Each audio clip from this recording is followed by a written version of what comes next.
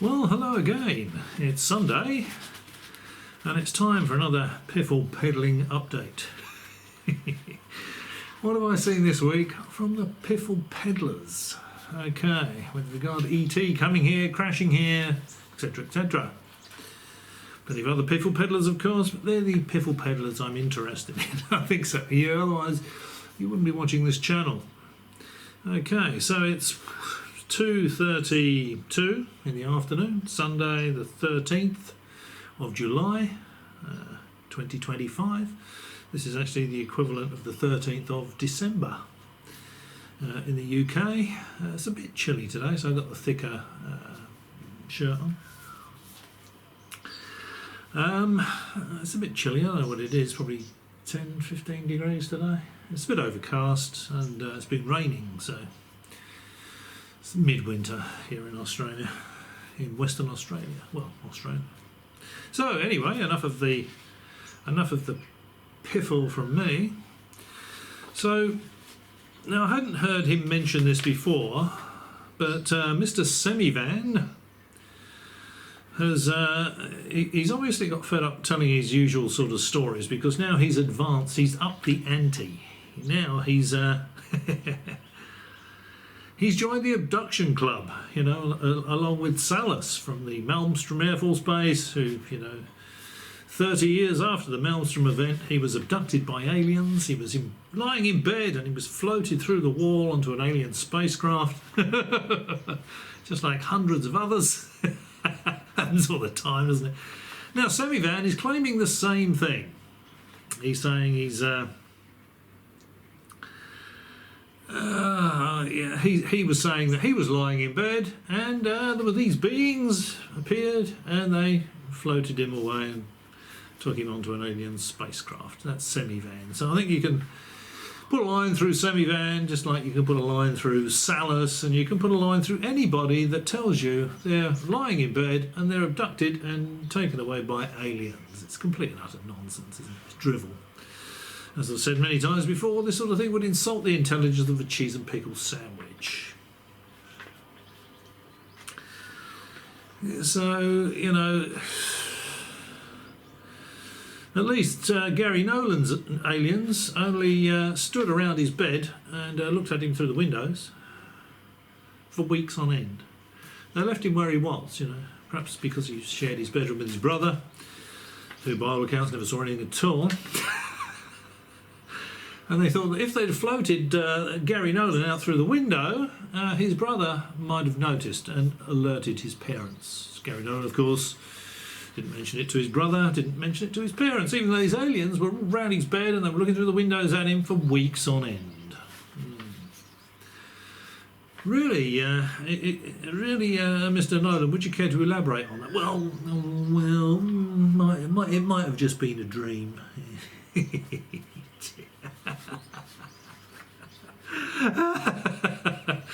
Yeah, right. Of course it was. Backpedaling like mad, eh, Nolan?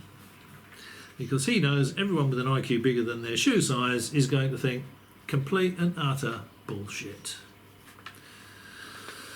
As do I. Now,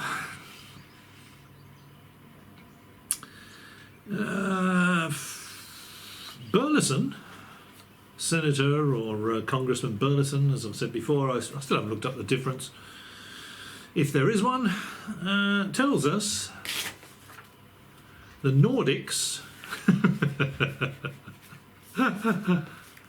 the visiting Nordic aliens, not the Nordics from North, the land of the Norse, are only a couple of hundred years ahead of us, but the Greys are thousands of years ahead of us. This is obviously what he's been told by his super duper first class whistleblowers. And they're not the ones, apparently the Nordics are not the ones with the anti-gravity drives. Good grief, you know. So the Nordics get here with chemical rockets, presumably. From where? From where, I wonder? You know, Voyager at its current velocity would take 78,000 years to get to the nearest star system. So, it's I sincerely hope Burlison does not believe any of this complete and utter twaddle.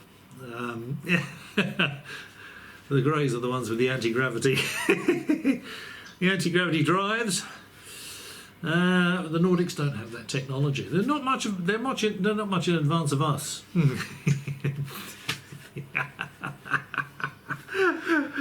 It gets worse and worse, doesn't it? It's just complete and utter rubbish. The Greys apparently communicate psionically,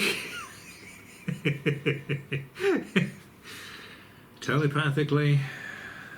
Complete and utter rubbish. Science fiction drivel, of course.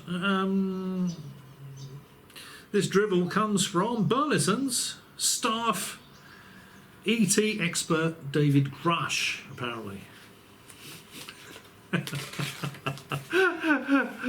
Burlison had no UAP experts to call on, so he put David Grush on staff. He hired David Grush.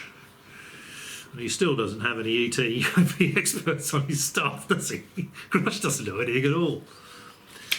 Grush only repeats what he's been told because he chooses to believe it. He's been told by others.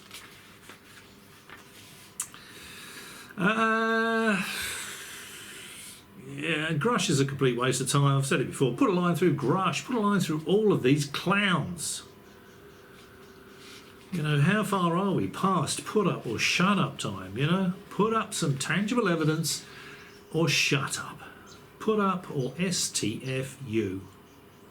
It's getting ridiculous now, isn't it? This is hemorrhaging, this business, this is what it is hemorrhaging supporters daily. More and more people are saying, I used to think there was something to this, but there obviously isn't. It's drivel, isn't it? It's rubbish. It's always coming, it's coming, it's coming. It never comes. It's new business, you know. It's time to move on. Our old mate Coulthart is now saying Fravor's Tic Tac wasn't ET at all. It took him a while to catch on, but he's caught up at last. David, what's his name? Ross Coulthart. He's caught up at last and realised that the Tic Tac was not ET technology. Pretty obvious, really. Slow-moving object at 13,800 feet, had 4 little right-angled nozzles, manoeuvring nozzles sticking out of it, very obviously a lighter-than-air surveillance vehicle launched from a submarine. Dietrich described it perfectly. You know, long cigar-shaped object just below the surface, roiling water. You know, this had just been launched. This thing had just been launched from a submarine. The submarine was just diving because it detected the planes coming.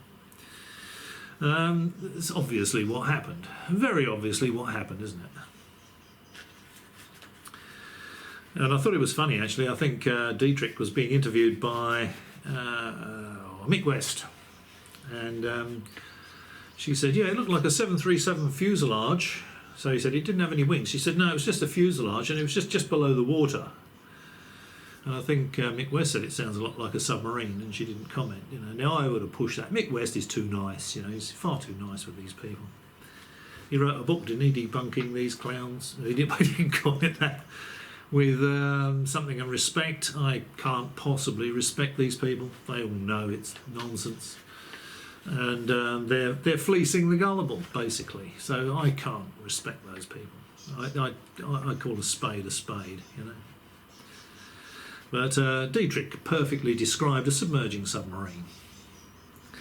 Now, Coulthart is now saying it was built by Lockheed Martin. Now, I don't know how he can say that. I think it's far more likely to be adversarial. Now, it might have been the Americans testing a long-endurance surveillance platform, lighter-than-air surveillance platform, like a mini blimp type thing, on their exercise, because they knew there was an exercise going on, so it would give them something to watch, if you know what I mean. But I think it's more likely to be adversarial Chinese, Russian technology, keeping an eye on the American exercise. I think that makes a little more sense. Could have been made by, if it was American, could have been made by Northrop Grumman, could have been made by any number of companies that make drones and that sort of stuff. Made by Lockheed Martin. I think Coulthart just likes saying Lockheed Martin. He says it a lot, doesn't he? you know, he's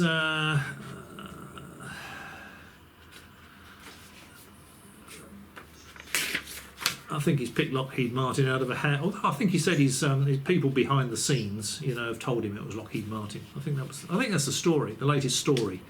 People behind the scenes have told Ross Coulthart it was Lockheed Martin. Now we know he never names these people behind the scenes because we would recognise the names, and we would all fall about laughing. You know, if he said that Grush had told him that, or Puthoff had told him that, or Davis had told him that, or Stratton had told him that, we would all fall about laughing, wouldn't we? So,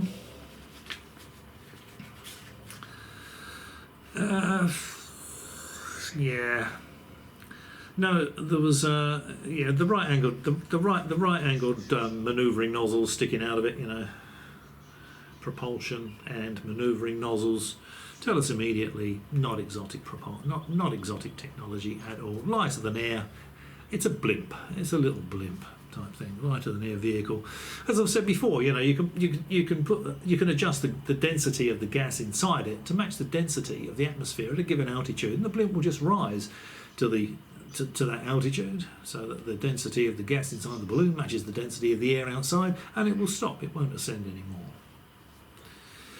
So that's clearly what that was. Now I thought this was quite funny. He was on with his mate, Coulthart was on with his mate Bryce Zabel, and Ross Coulthart said, you know, it wasn't ET, it was Lockheed Martin terrestrial technology. And Bryce went, it seriously looked to me like that was a surprise. You know, they hadn't rehearsed that, because Zabel says, how do you know that? How do you know that? Where'd you get that from? Almost a hostile tone. He didn't like it at all. So I think he's given is he actually giving his degree course on visiting ETs at the Sol Foundation, is he? What a load of rubbish, really, isn't it? What's the benchmark for that? I wonder. You know, where's the tangible base of evidence for his course? Yeah. So Bryce Zabel says to Coulthart, "Well, where'd you get that from?" As soon as when Coulthart said, "You know, it's not ET, it's Lockheed Martin made that." You know, and he said Zabel actually looked like someone had hit him with a cricket bat. You know, where'd you get that from? And Ross Coulthart went, "I can't possibly go there. I can't possibly go there." Because if he did, we would all fall about laughing. You know, Hal Puthoff, David Grush, Eric Davis, the same old names over and over again. And it's nonsense, isn't it? It's complete and utter rubbish. Now, hang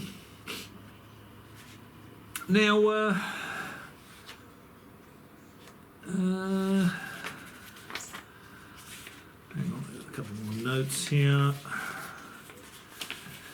So yes, I've just done that.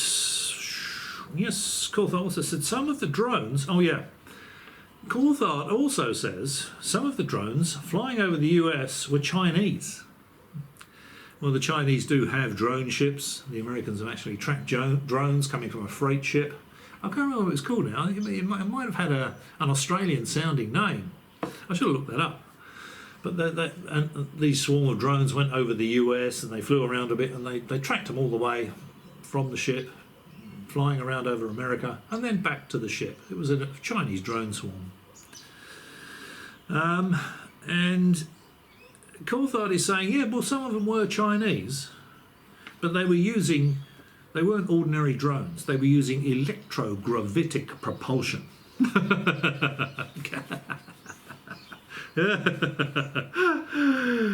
Oh dear.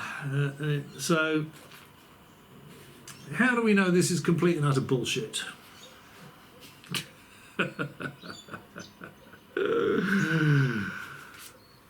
Because the Chinese would not use drones powered by electrogravitic propulsion, assuming they had some, which I doubt. I really don't think they do have that. Electrogravitic gravitic propulsion is science fiction, as far as I'm aware. Haven't seen any tangible evidence to the contrary.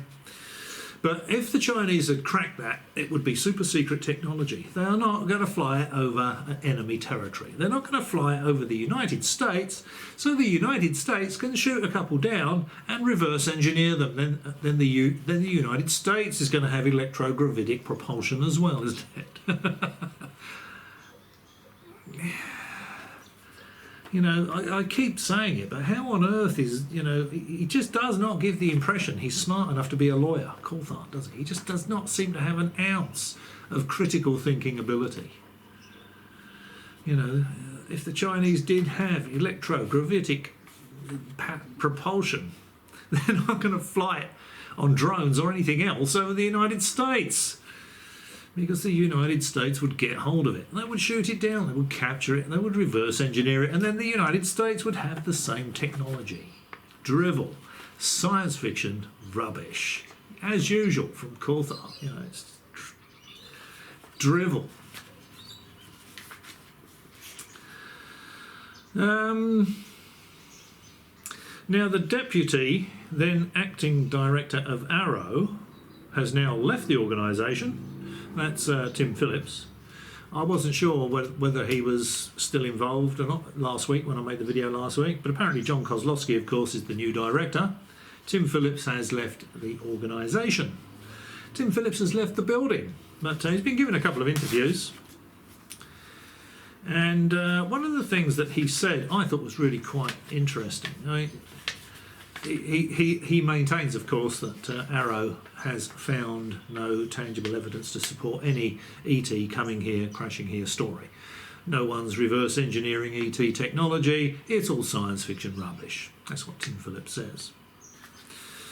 Now, he said he saw images of a US aircraft. He says the US has got some amazing technology, but none of it is derived from ET. You know, none of it is certainly science fiction stuff. You know. So he said he saw images of a US aircraft that looked like a Klingon warbird. Now, there is actually a real American aircraft that looks a lot like a Klingon warbird, and it's the North American XB-70 Valkyrie. I'll leave a link below to a video about that particular aircraft, but it looks an awful lot like a Klingon warbird.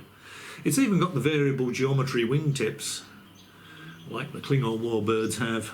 And it's got a canard at the front. But you know, the Klingon warbird's got a sort of big bulge at the front, the big the spherical cockpit type thing at the front.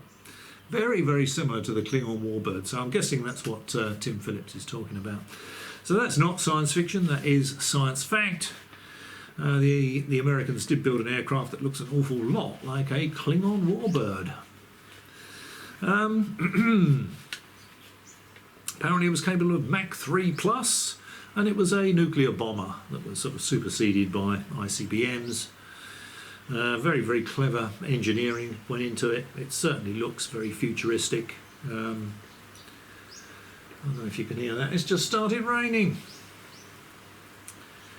There was a kookaburra outside earlier on. I thought I just couldn't start. I was doing something. I couldn't start the video a little bit earlier, but they're the most impressive sounding Australian birds, the kookaburras.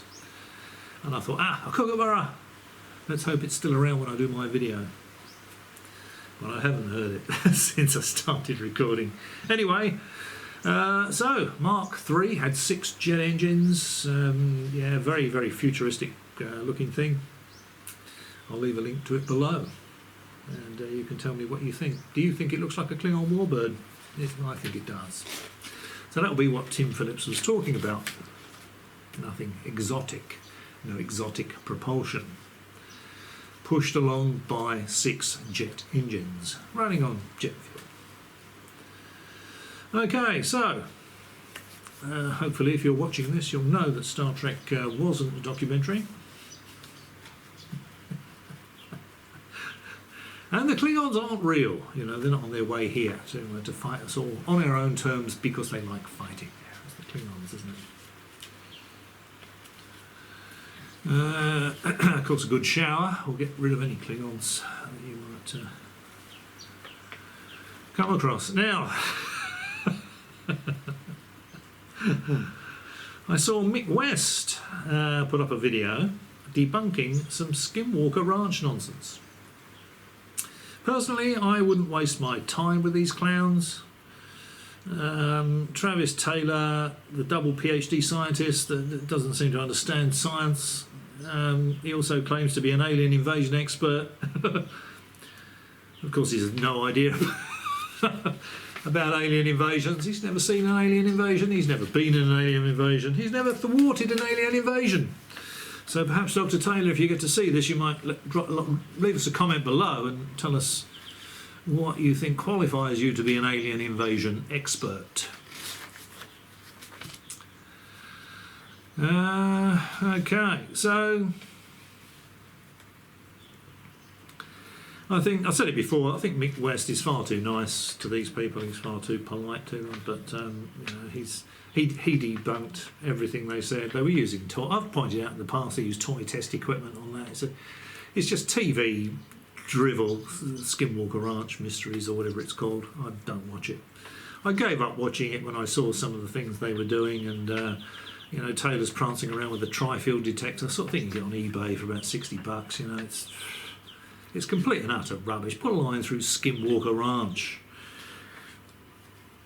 Not worth wasting your time on. I certainly don't waste my time on it, and to be honest, I'm surprised Mick West hasn't wasted any of his time on it. It's just not worthy. It is not worthy of Mr. West's attention, and it's certainly not worthy of mine.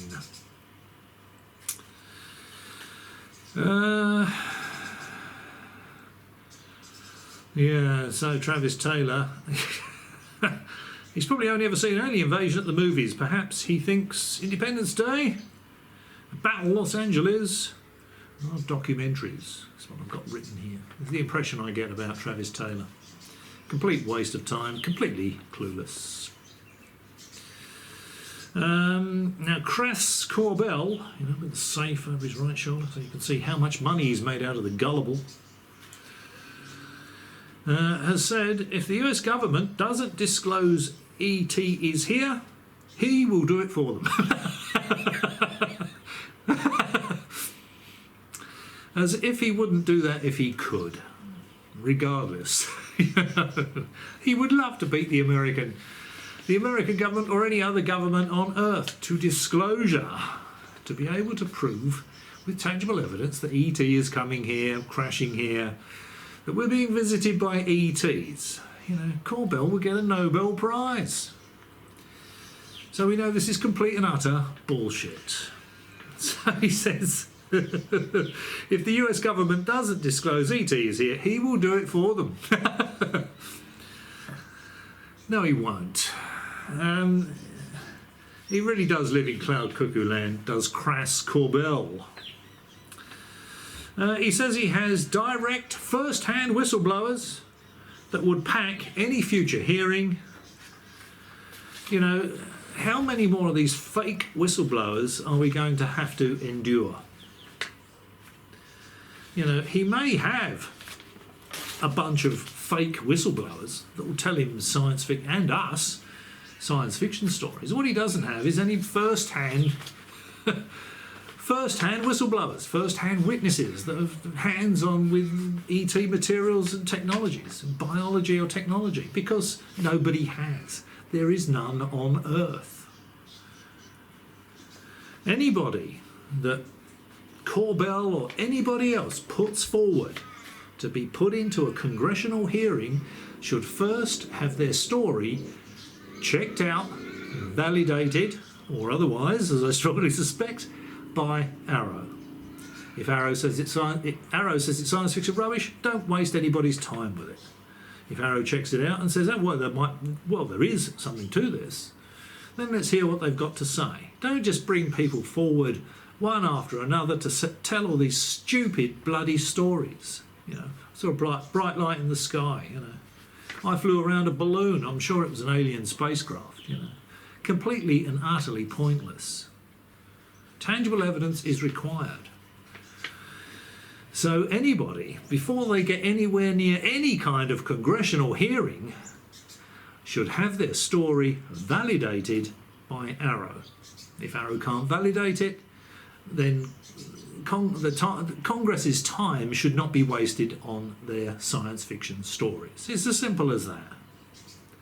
You know, it's too simple for words, isn't it? So, you know, all of the whistleblowers so far have been fake whistleblowers. None of them are real.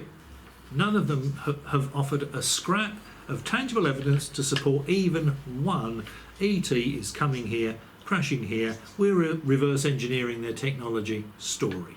Not one. They're all fake whistleblowers. So,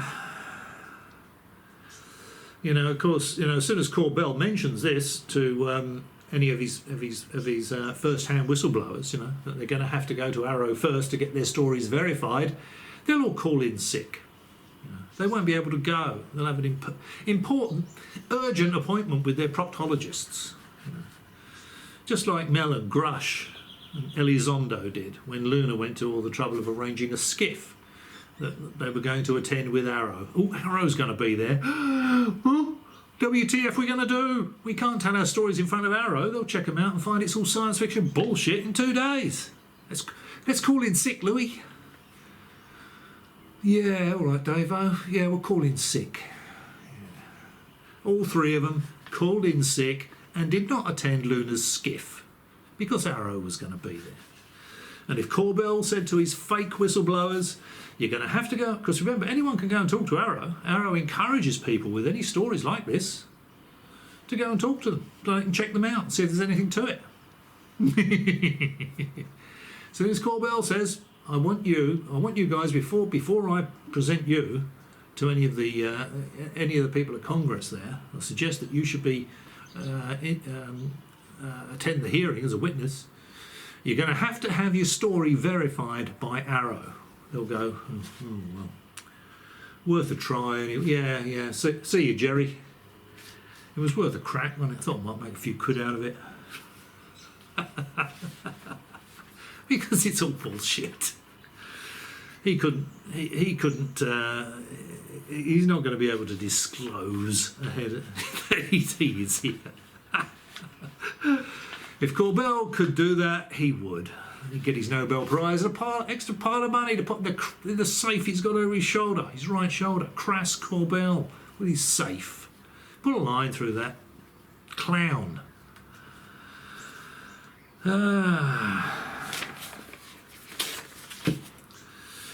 So,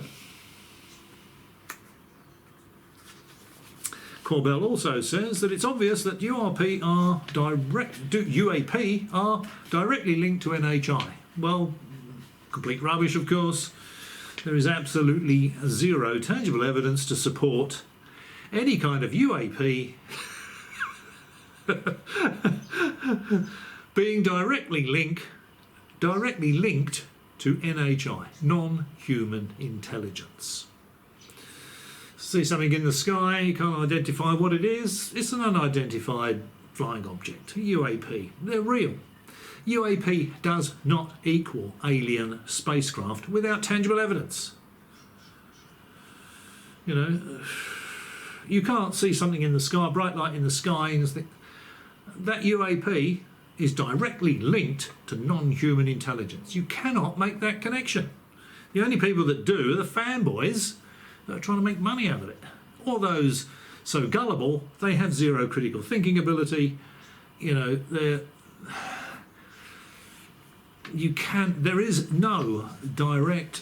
no proven direct link between non-human intelligence and unidentified aerial phenomenon. Of course, you've got unmanned drones like the UK's Tyrannus, made by British Aerospace.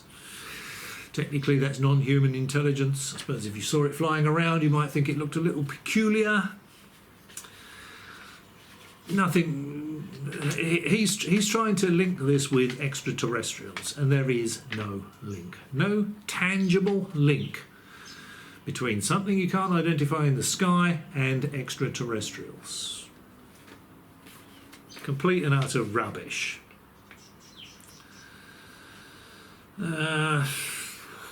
Anybody heard of Ingo Swann?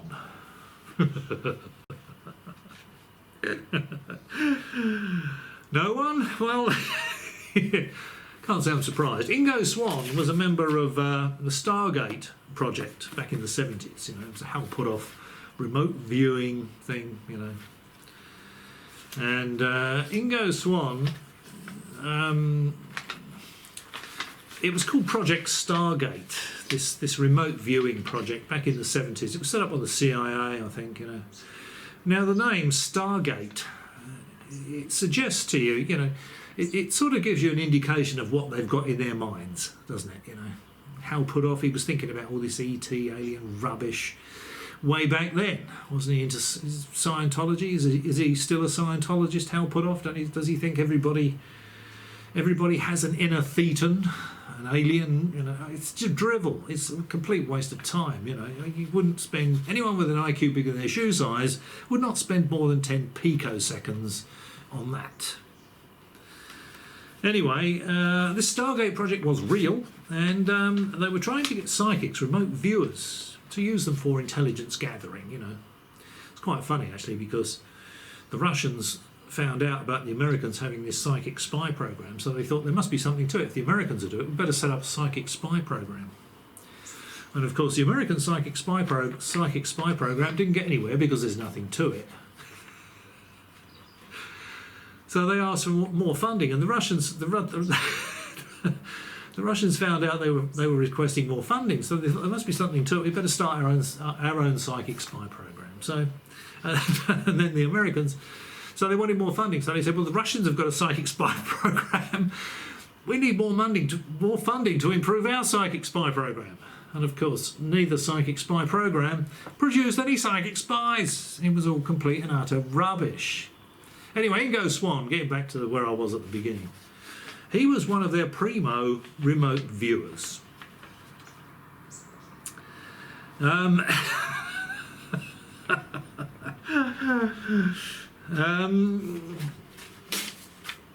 asked Ingo Swann to remote view the moon, the side of the moon that we do not see. Ingo Swann says that he remote viewed the dark side of the moon. There were structures there were alien bases there, and this of course, he then went on to say that we see ETs coming here sucking up water, from lakes and from the ocean and all that sort of stuff, and that's because they need water for their lunar bases. Now, I don't know whether Ingo Swann lived long enough to hear that NASA had found water ice on the south pole of the moon. On the moon's south pole, but that sort of kicks that story into touch, really, doesn't it? If we can find water ice on the moon's south pole, aliens with bases on the moon would certainly be able to find any water source, be it ice or otherwise, on the moon. So Ingo Swann didn't remote view anything. Like any other remote viewer, Ingo Swann wouldn't be able to remote view his own backside with both hands and a large mirror. If anybody tells you they have this ability, ask them to remote view your house and describe it in detail. I've an open challenge on this channel. Any remote viewer, just describe my house. Inside and out, in detail, how many floors, rooms, all this sort of stuff. Just remote view it, and if you're right, I'll tell you. Not one person has taken me up on it. Not one person who claims remote viewing ability has taken me up on that. And if you ask them to do the same, they will not demonstrate it for you. We used to have this guy at work who claimed he was a nutcase. His aliens are running the planet. And I said, well, next time you see one, tell them they're doing a piss poor job. He said he could do remote viewing. I said, well, give us a demonstration. Remote view. He'd never been to my place. I said, just remote view my house. Tell me what the inside of it looks like. How many rooms, how many bathrooms, how many floors, He said, I choose not to give you a demonstration. Any remote viewer will say something like that to you. They will say anything to you other than, certainly, I'll give you a demonstration. I guarantee it. Put a line through remote viewing. It's drivel. psionics, drivel. You know, CE5, drivel. So, you know, Ingo Swan was just another showman, milking the gullible, really. Sucking in the gullible and fleecing them of money. Even the CIA, you know, the ever hopeful CIA, that this might be real. They might be able to use psychic spies. They're cheaper than satellites. And of course, you know, if you've got your consciousness roaming around a top secret enemy base, that cannot be captured and executed.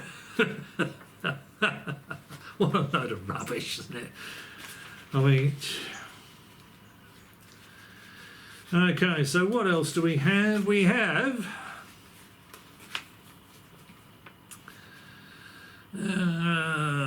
Yep, we've done that. Remote viewing is a steaming pile. You'll never see it demonstrated. No one will ever demonstrate it for you.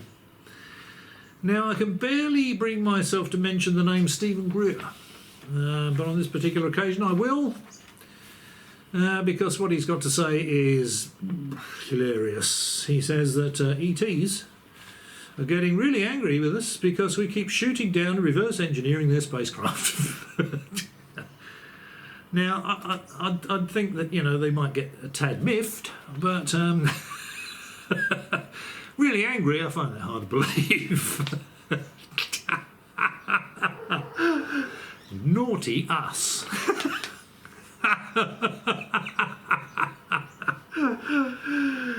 Oh dear. Greer says these civilizations out in space are absolutely fed up with that. This is a warning and this is a threat. If we stay on that path much longer, the danger it poses ET civilizations out there is untenable. So we have to immediately stand down our aggressive weapons systems or face the consequences. Complete and utter rubbish, of course. No one on Earth has the technology to shoot down an alien spacecraft. Their defensive detection and evasion systems would be beyond our imagination. We would have no chance, zero chance of shooting down an alien spacecraft, you know, with a missile, with any kind of pulsed energy weapon or anything else. If they can get here from another point in the galaxy, our technology is going to be no match for theirs. We are not going to be able to shoot them down. Now, they're angry at us for shooting them down, but they're quite happy to bob around in the distance when they're summoned by Greer's people in lawn chairs, you know, CE5, you know, just go from the clouds down to the surface, right in the distance, just as though you're flares that have been dropped from an aircraft. And they go, well, that was worth every cent of the $5,000 I paid. Thank you, Mr. Greer, Dr. Greer. Want to buy a bridge? Jesus Christ.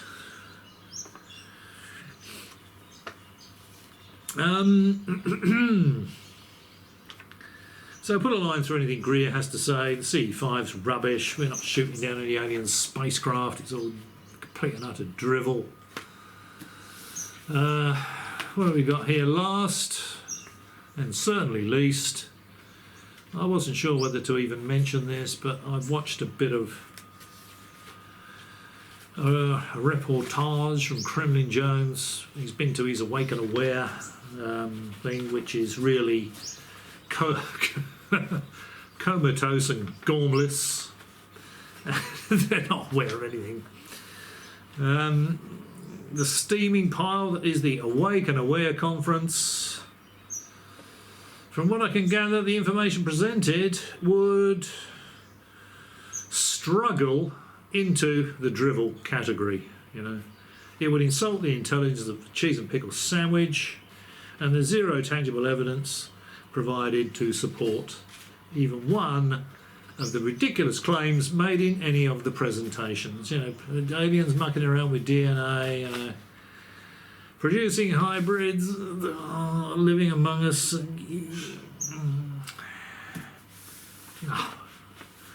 Fake alien invasion coming. You know, this is the sort of complete and utter rubbish that gets lapped up by people with super gullibility, you know, and zero critical thinking ability. The sort of people that believe the Queen of England was a shape-shifting lizard from outer space. You know, they're the sort of people that go along to the awake and aware and will even consider the stuff presented there is factual. It's just a complete and utter drivel fest, steaming pile fest.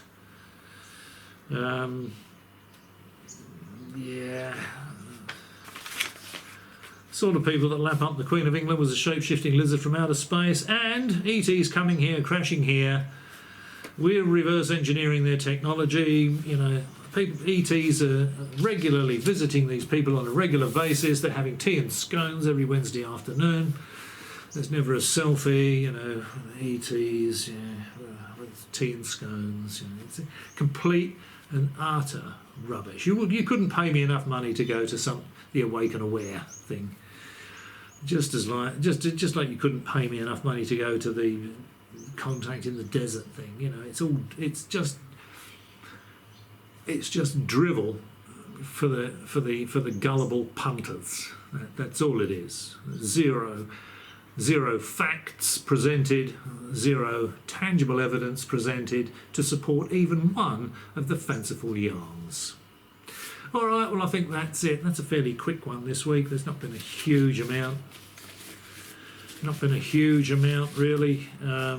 As I've said before, this subject is circling the drain. More and more people are leaving every day. If you look at the comments on some of the channels I look at on a fairly regular basis, you know, there's people leaving comments saying, you know, that all this stuff was going to be presented. It's always coming, and it never comes. I used to think there was something to this, and now I don't. You know, it's obviously drivel. You know, and I'm seeing more and more of those sort of comments as more and more people wake up. And now there's more and more people saying that it's not ET. Coulthart is now saying the Tic Tac's Lockheed Martin. Someone else was saying, you know, the other thing where the fighter pilots are saying, oh, look, it's rotating. Well, there's a swarm of them. That's also Lockheed Martin. Apparently, you know, one of the piffle peddlers was saying. Could be, as I said, could be Northrop Grumman, could be anything. What it isn't is ET.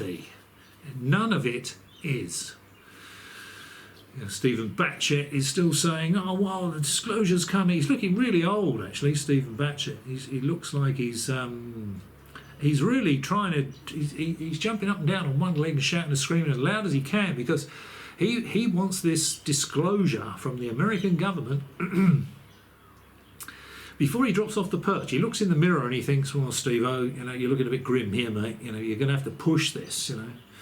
And he comes up with all these sort of these reasons why it would be to the advantage of the American president to disclose that ET is here, you know, because he thinks he's going to drop off the perch before too long. He wants to see that announced before he drops off the perch. Of course, he never will, because the bottom line is there is nothing to disclose. There never has been. ET is not coming here. ET is not crashing here. No one has ET technological or biological material. It's all complete and utter bullshit. Science fiction rubbish. Until proven otherwise with peer-reviewed tangible evidence. Okay, well, if I can find enough piffle, I may very well see you next Sunday. As always, if you've struggled through the video all the way to this point, many thanks for watching, and maybe I'll catch you again.